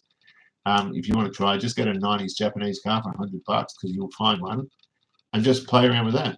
Do some body filling on it or do some hammer and dolly work and then do some filler and try and do a bit of paint. You know what I mean? And you'll get there. If you're interested, you'll get there. Yeah, I'm looking I'm tongue-tied or I missed my Datsun 1200. It was too rusty for the 600 kilo frame. They're a lot of money now, those fastback ones, particularly little two-door ones. All the performance Jap stuff has gone through the roof in price. I've seen R32 GTRs jump from 16 to 70 grand in the space of 5 years. It's nuts. GTS is always going to be cheaper than a GTR, but not just that, your standard S14 turbos, anything turbo and Japanese. Pulsar turbos, they're probably still fairly reasonable. Yeah, listening to good music during the lockdown, better than watching telly or the idiot box. Eventually, when the world comes down from COVID, would you be interested in holding a mini meet for your local state followers or watchers? Jason wanted to do that. I'm talking about Jason from Streetcar Culture. Or was it Jason or was it somebody else? Someone wanted to do that with me. You could just go to the Coach and Horses pub and then invite some of your friends. So if no one rocks up, just sit with your friends. Get some silicon. No, I've taken the screen out. Well, the screen virtually fell out, so I've just got to repaint the whole rebate again. Panel welding bodywork. Watch channels like XO Coupe and Trev's blog. Yep. Or Coldwell Motors. He's a freak with metalwork though. There's not many people, and so is Graham on XO Coupe guy. He's got my front guards, and he's brilliant. He's really good. But Coldwell Motors, he goes into probably a bit more detail. His videos, Scott's videos are about an hour long. They're often a bit longer than Graham's. And he does go into a lot of the metalwork stuff he's doing, and it shows how he's doing it, particularly on the 60 Plymouth Fury. That's got really complex curves, and he beats all that flat sheet stock. So here's another one you can look at. If you're stuck for a headlight resilvering, I just had 2 reflectors done by Hyquil in Brisbane for $100 per reflector. Mario is the contact. Yes, I spoke to Mario today. And I spoke to him and he knows exactly what he's talking about. In fact, I said XE Fairmont GXL. He goes there, the rectangle ones. I said, yes, they're $150 each. Hang on, what? Oh, who was the, what price did you have? He quoted $150 each and send another $25 for the postage back. So it'll probably cost $350 all told. I'm pretty happy. The only thing that he said was he doesn't take the lenses off, and that was the thing I might need help with. And a couple of people here said just chuck it in the oven, but I need to find out for sure because I don't want to wreck them. I'll throw in the one with the cracked lens first and see what happens with that. Trev's blog on YouTube has some good videos on metalworking and welding. I've heard of it, but I don't know if I've seen it. Winter flu season is officially here in Australia, and lots of hearty meals to enjoy, including possibly more covers. And of course, you got to keep up with the housework too. Yeah, I'm getting the kids to do the housework. I don't want to do it. Yeah, I'm going to go and get a cup of tea. If you're still here when I get back, that's cool. But I need a cup of tea. I don't need one. I want one. I'll be 2 seconds.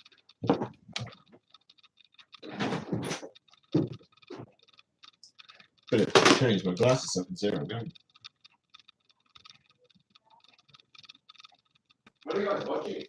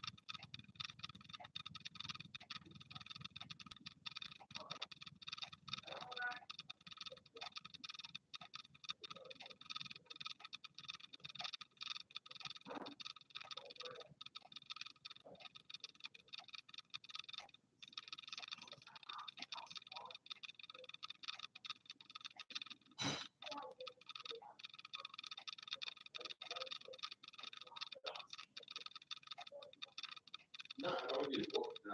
I mean, Charlie was right. Yeah, but Charlie's not. Hang on. I'm busy. My God, you waited. If I were you, I would have nicked off. I wouldn't wait for me. Where's my other glasses? Let's put them down. Yeah. I had to go and get another brew because I was feeling, you know, when you need sugar and you feel like you're starting to talk. Oh, here we go. We'll take photos of this. Oh, we got a funny man in the. I don't know. What? How does it feel to be a real idiot, right? Now let me. Oh God, here we go. Might be time for me to go.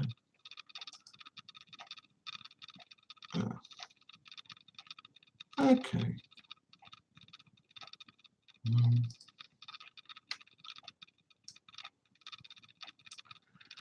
What I do is I screenshot these, and then I hand them to people you don't want me to hand them to, and they find out who you are. That's what I'm going to be doing.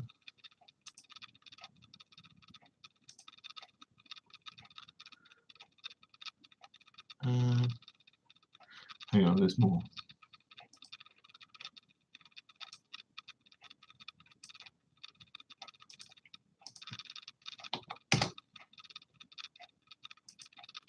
I must say, at their age, I probably would have done similar things, but I wouldn't have been racist about it.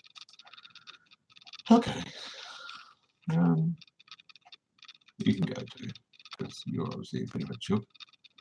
Right. Huh. That'll be good for now until these guys come back. Anyway, Where was I up to?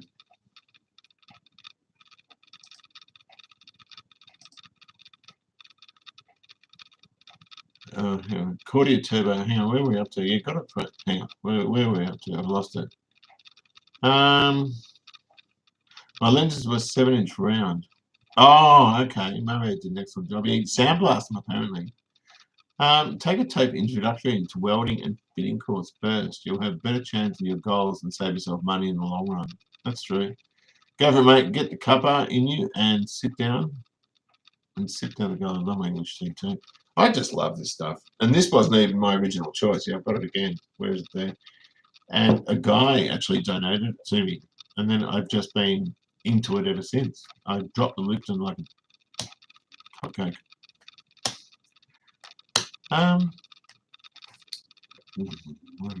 Trevor's a C at Bedford. Nova Cordia Turbo and blocks for 25 years. One Lady Anderson's new. How much? They're great cars. They're a Torque steermobile as well. Speaking of the winter flu season, let's have a nice hurry. Okay. Oh my God, not this guy again. I'm going to ask you. This bloke's really annoying me. Hang on a second. Hang on a minute. I'm just doing screenshots. We've got idiots.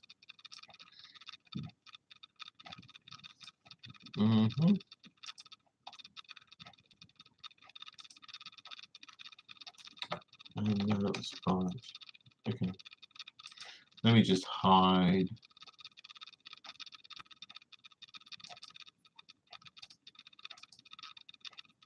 Hang on.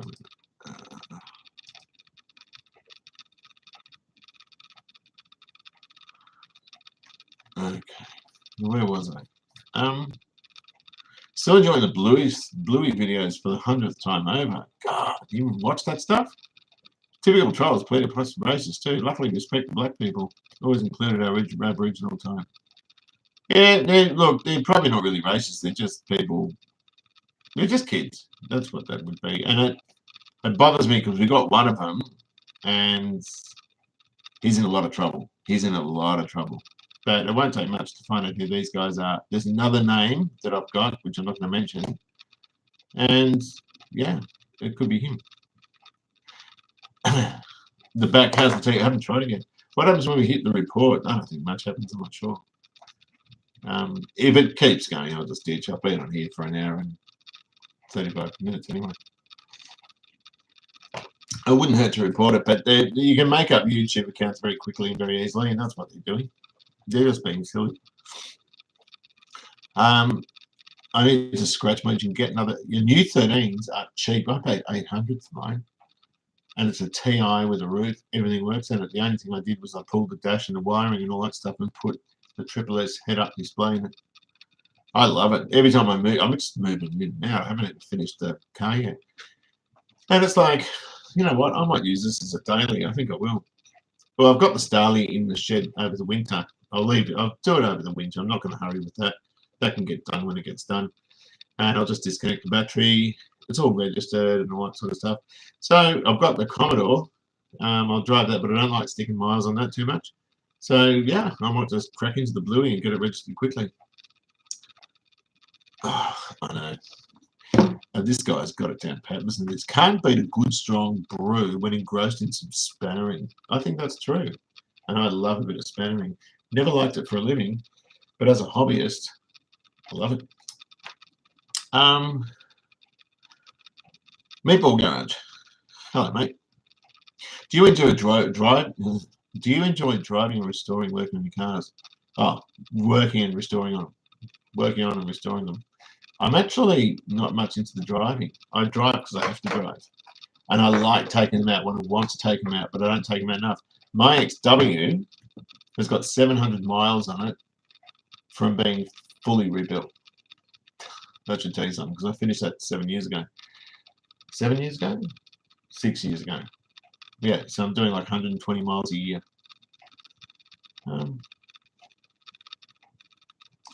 I'll report this idiot. I'll get rid of him.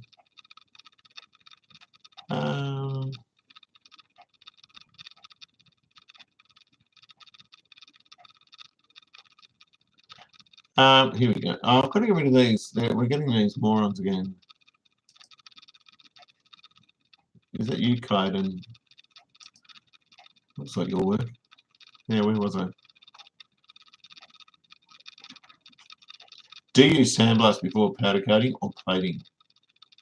The powder coater I use has its own sandblaster for small stuff, and he uses a joint for the big stuff. But they always sandblast before powder coating.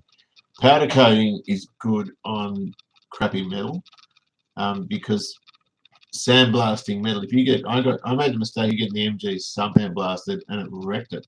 Do you know what I mean? Like it really. It's not like hydroblasting. Hydroblasting looks like brand new fresh metal. Sandblasting looks like it's been hit hard. You know, it's very rough. It feels like sandpaper. It's not nice.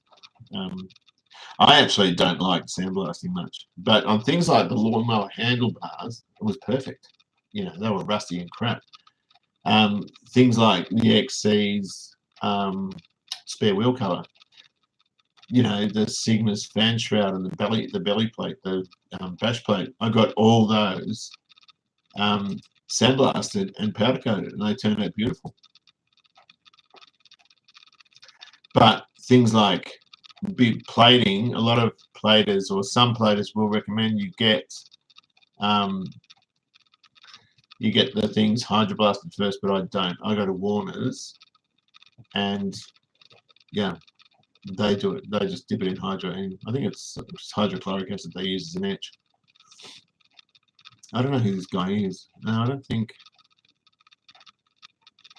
Yeah, I don't know who these guys are. I don't know. It might be time to go. Trolling can sometimes be good fun, but when someone doxes you, that's, yeah, it does. And you know what? It's like, there's no point in it. What's the point? I mean, I'm not getting angry. I'll just leave. Okay.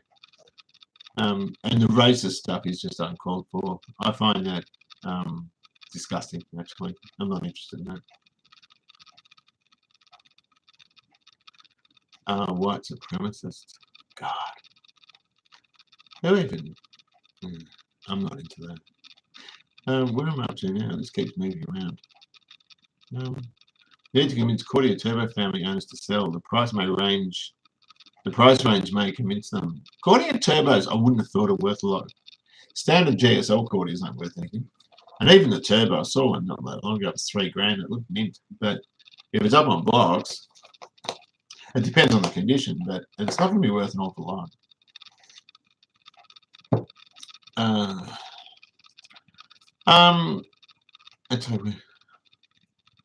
Yeah.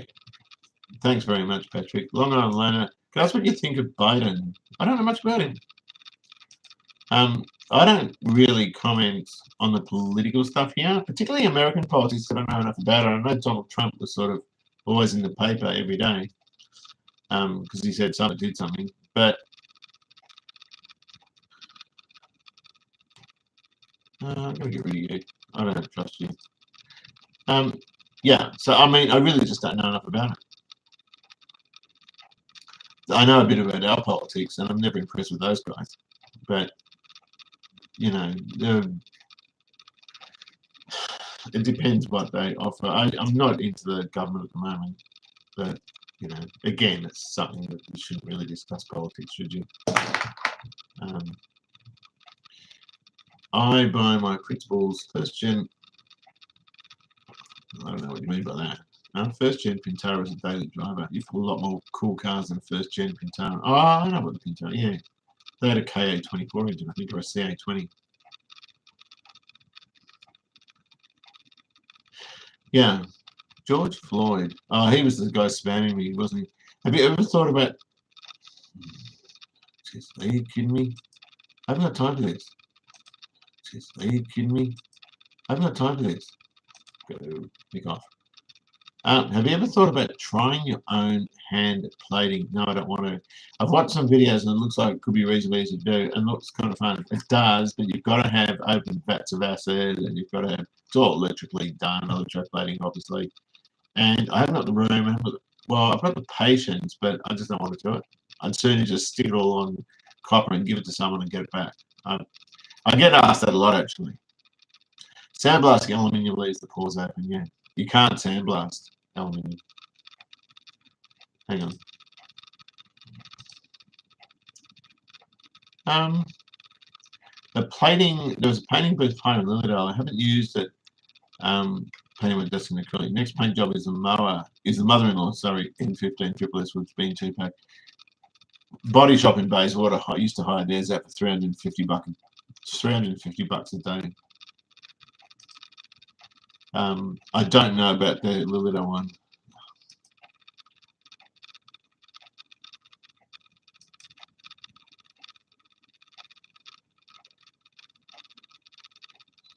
Susie Rotten Crunch. You wouldn't think that's where am I up to? I'm getting drugs. It might be time to go. Someone posted a funeral stream. Okay, I think what we might do, I might go.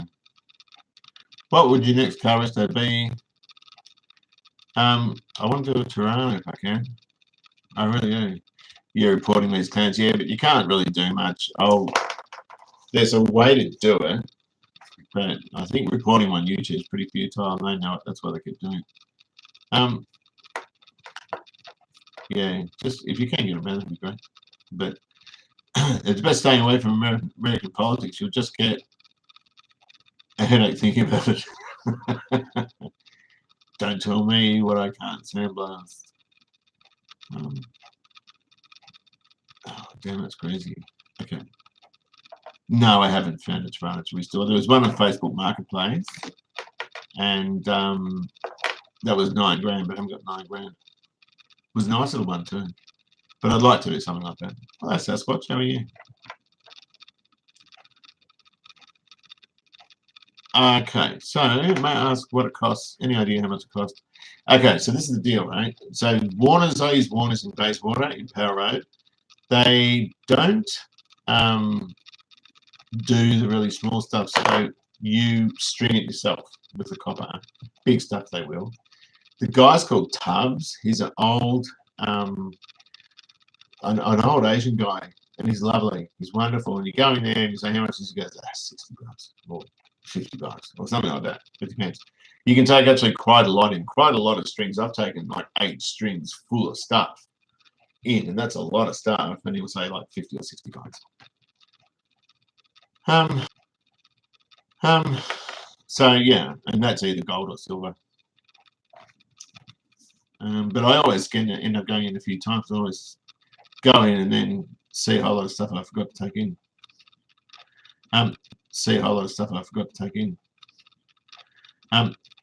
Thermotex Ultra Black will fit in the windscreen and never move again. Ultra Black, yeah. Ultra Black is a neutral silicon, isn't it? Pretty good, mate.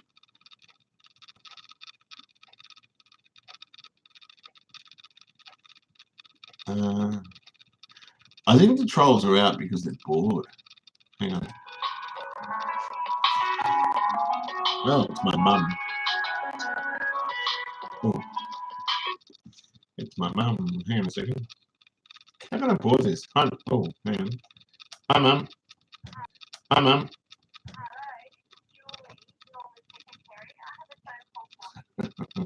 Okay. Of course I'm willing to take it. I might have to bolt, guys. Okay, thank you very much. I'm going to have to go. Hi, Mum.